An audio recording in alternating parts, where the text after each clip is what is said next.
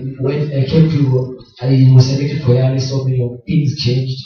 And I say, as a businessman, I see you have more advantage in YALI because one of the things that you get to learn is how to start your business, how to personal branding, how to price, how to market. These are lessons that have, according to the university, that you will be the customers according to what you want to achieve.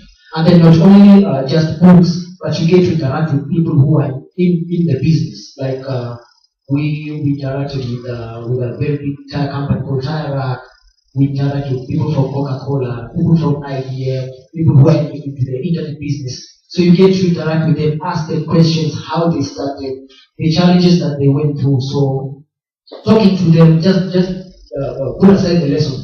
Talking to these people, you get to learn a lot, and you can apply this into the business that you want to start. And I think your first statement, entrepreneurship and the thoughts to people.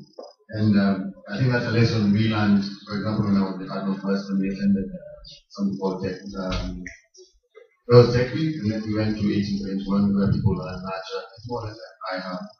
And they give you an environment where you come and they help you find your ideas.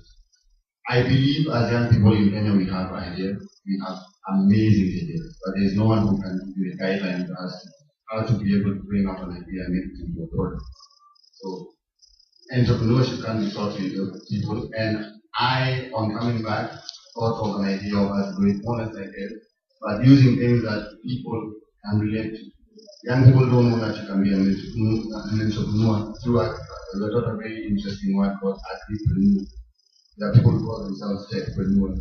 So, there are small things, being able to use what someone uses. They have farmland, they have the resourcing, basic education that they have, and just being able to teach them to use whatever it is they have at home and make something different, value addition, and create a product out of it. Build an entrepreneur out of them, the mindset, so you can be part of it. Thank you so much. That was a pretty great presentation. Next question. Hi, my name is Martin Joki. I'm working on my application. I'll be selected. And there's this part of internship. Could you tell us maybe a bit about it? What is the selection criteria? Good, competitive. What, of course, you have to apply. And what else do they check? Do they check maybe your performance in your team? On the internship part, once you apply, the selection process for internship is not visible to us. We do not know how to filter who gets to get internship and who doesn't get. What they tell you is they'll pick 100, but we do not get to know the criteria they use to pick who gets it. While I'm answering your question, maybe if I can emphasize this, if you're still applying, make sure that someone else goes to do the work before you submit it. Because the first level of filtering and opportunity is to check things like grammatical errors and construct the sentences properly. So make sure that someone else looks at your work, maybe get 2-3 people before you can submit it. Ask that person if I'm applying for YALI and you are the judge, would you pick my application and would you give me internship when you look at my application? I know I'm not giving you the full answer, but it's not visible to us how that is done. Let me answer that. I don't know what material to use, but there are very many opportunities. Because I didn't apply for an internship to America. But when I came back, I applied for an internship because, as I told you, YALI is also based on what you do when you come back. So if you want to get an internship when you come back from YALI, you just apply. They're trying to find which, and I'm assuming, like YALI was new, Manila Washington Fellowship was for the first group. So maybe by the second group, maybe they'll have more partners, more opportunities for you people. So don't only concentrate on the American internships. There may be more opportunities for you. Right. Is that any question? My name is Collins. Thank you, Mr. Rowe, for the opportunity. I applied last year for the program fellowship. Most of you guys are Equity Foundation, Parliament, and I was pulling up in the program that they were selected. And some were starting up this initiative in some rural, whatever sorts. My question is, I don't know how the criteria for application is. I believe it is a strong application because I started a company 8 years back, which is now across Africa, and I deal with multinationals from that perspective. I don't know if the guys who applied for the YALI, who are business people, and they were selected in terms of started their own companies from scratch, and they built their way up the ladders like most of us have done. And they were selected in the program. I don't know if they're here and they can give advices on how to go about it, or change content on how to do it. Because from what I'm hearing is you guys are strong, maybe background in terms of your work environment, conditional check, and stuff. A lot of the guys who actually have businesses from scratch and those selected. I have an IT business that's much younger than this. Mine is 3 years old. And I think it's just how you package yourself and what your vision is. How you in an application, and even in your interview, know what you're going to do in America, know what you're going to do when you come back. Because I don't think I'm one of the most experienced entrepreneurs in Kenya. But I knew what I was going to do in America, and I packaged it in a way that is aligned with what America stands for. Okay, so I think the main thing is I know what I want to do in America. It's not about fun whatever. It was to basically go there and learn, come back here and build a business because it creates some payment opportunities for guys and stuff like that. So the thing is, how do you package it? Because I package it very well. I had guys to read my essays for America. Just compare the English, the British, American, whatever. But I had guys who did that, and I didn't know how the application selection process is done. Maybe.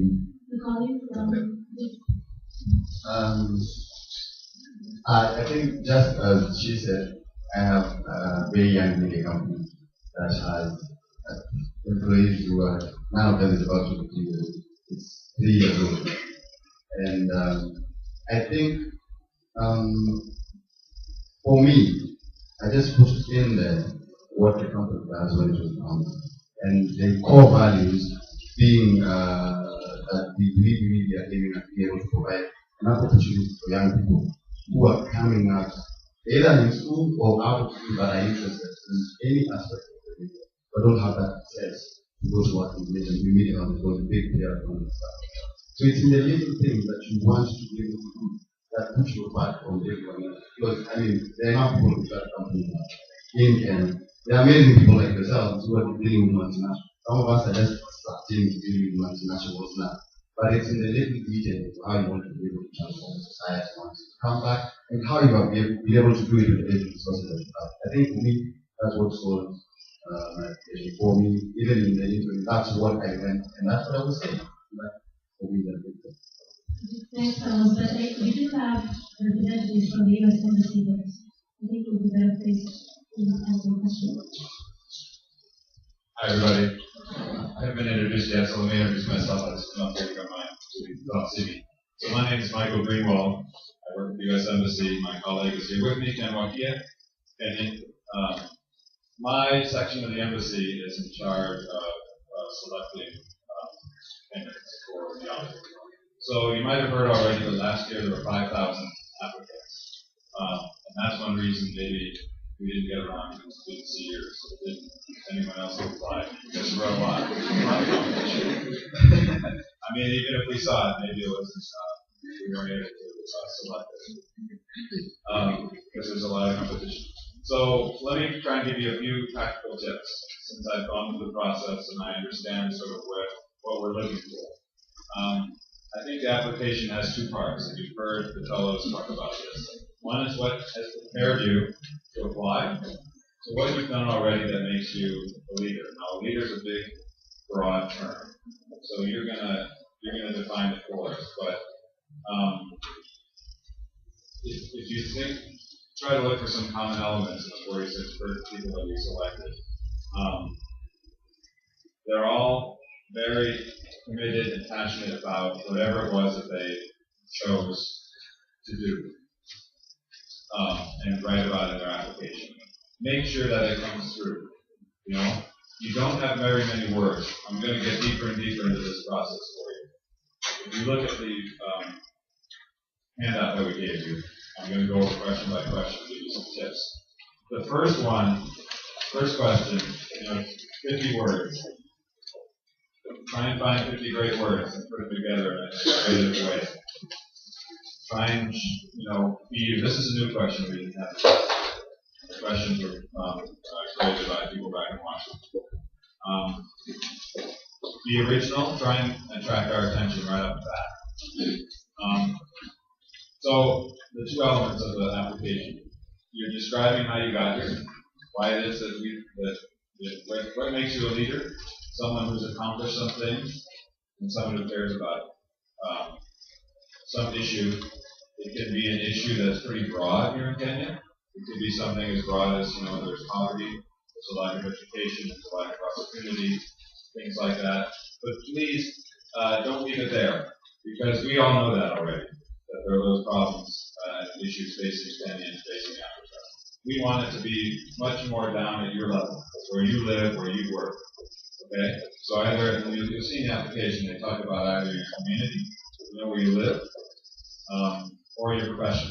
So you might be trying to change something or innovate somehow within your particular job or within your industry, or you might be concerned with a broader sort of social challenge where you live.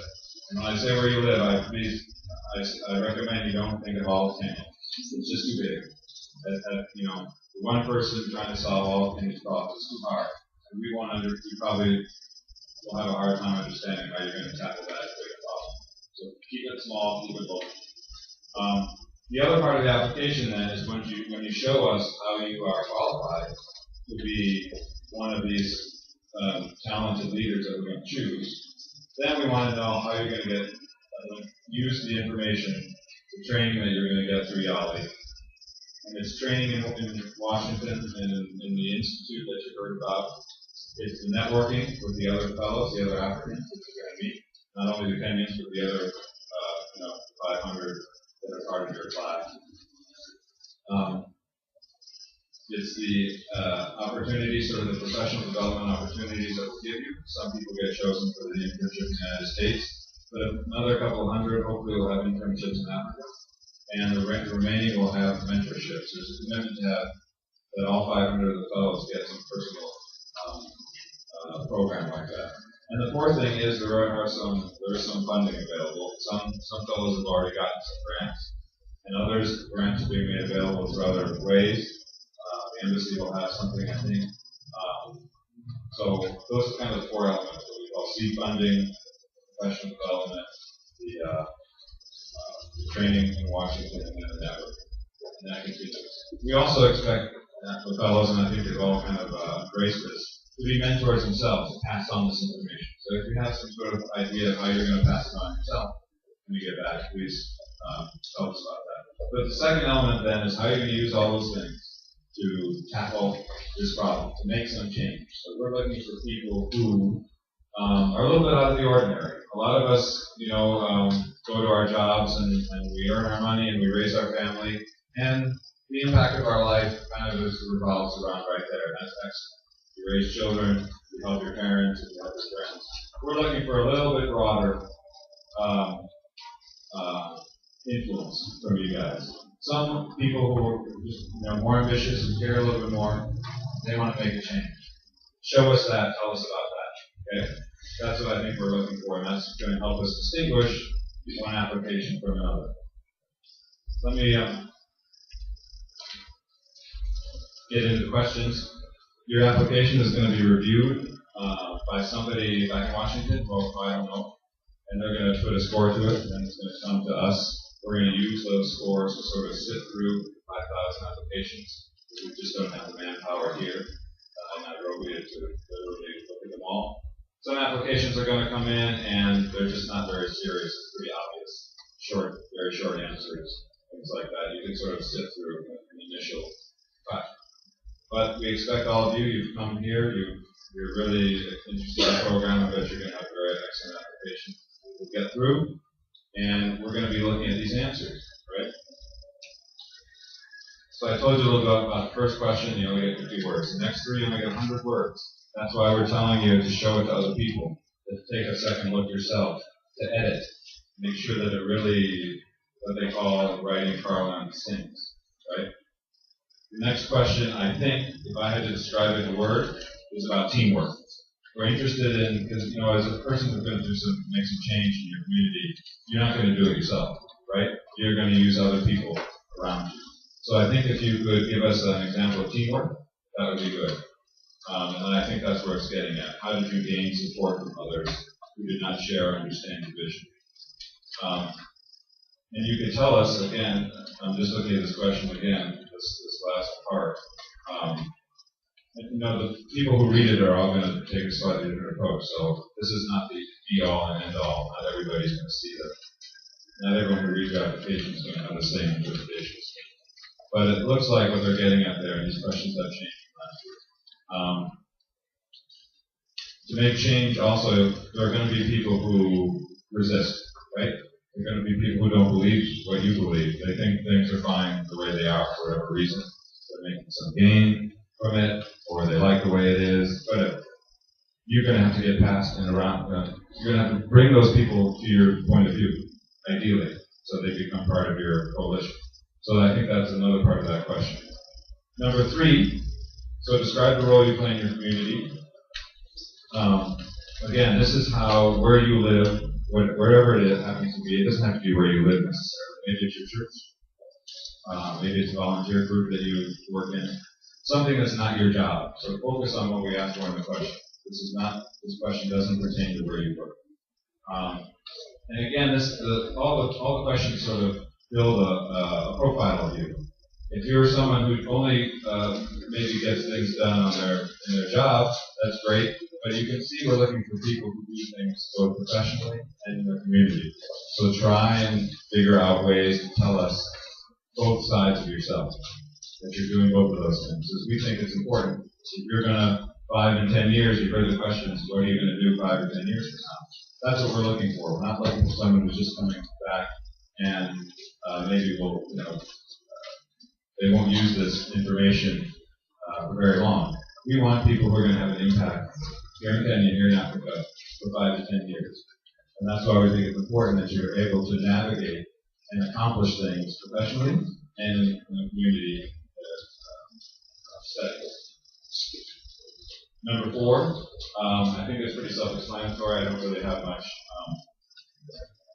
advice beyond what it says in the question. Where are you going to be professional in 10 years? But it does say, how will the Washington Fellowship help you meet your goals? So we're looking for, I guess I do have some advice, that you've done a little thinking, that you are a person who knows how to strategize, think into the future, and plan to accomplish things out into the future. Right? That's just another skill of a leader. It's not just today or tomorrow. It's the ability to build a strategy, figure out the problem, figure out the resources to address the problem, build a coalition, and follow it through. There's going to be a lot of obstacles, as many of you know who've accomplished things. There are obstacles. That might be one thing. If you have a good story about how you overcame an obstacle, that's always a pretty standard question in an interview. You can think about that. It might help you with some of your answers. The last 2 questions, you get more words, 250 words each. So you can see those are a little bit more important to us. What do you consider to be your most significant professional accomplishment or innovative idea? So focus on that, accomplishment or innovation. That's what we're looking for, one or the other. And the lessons that you learned. Again, we're looking for someone who's self-reflective, who knows how to draw conclusions from what you've gone through, what you've been through, whether it's success or failure. In between, you're able to look, analyze, and come up with some new approaches. Just trying to see if there's anyone who can't see me. Sorry about that. In the call. And the last question, again, get 250 words. This might be the most important one. I don't know. For me, it's very important when I read these things. Describe a specific issue or cause you're working on in your profession or community. So some people, if they're coming from business, you might be more involved in making change professionally through entrepreneurship and through community service. We understand that. We're not going to have a bias towards one or the other. But this is where you have a chance to really get specific about some sort of project that you're involved in or business innovation, something like that. I think this is where, for me anyways, I would get the most information from your application, because it shows that you've done some thought about what it is that kind of, I think a lot of the fellows here, you're bothered by things here. You'd like things to be better. And if you can show us that, again, I use this word as I'm going to use, is passion for, looking at your community, society, and saying, I wish things were better, and this is why, and this is how I can do it.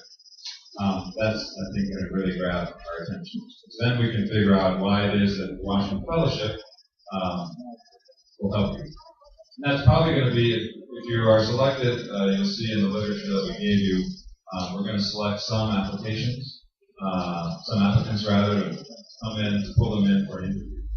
The interview is quite short. It's pretty casual, I think. Would you agree? Yeah. But probably the first question is, why are you here? Why do you even want this fellowship? And it's not a challenge, like, I don't believe you. That's not it. But it's a chance to say, how do you see these two things fitting together for you? And then we'll probably, if it were me, I'll probably move to that last question. Tell us about that project, because we will have read through everything you've done, and we'll see that you have a good profile as a leader. You've had a lot of accomplishments. So somebody said here, I think it was Charlene, it's all about when you come back, this next 5 years are the important thing, and I agree. That's what I'm looking for, Tell us about, how you're going to accomplish that. And it doesn't have to be so much how YALI will do that for you, because in the end, it's 6 weeks of an academic program. There's a lot of great things you've learned, but it's a short, period in your life. For me, I tell you, we're not giving you any answers when you're coming out of the fellowship. You guys have the answers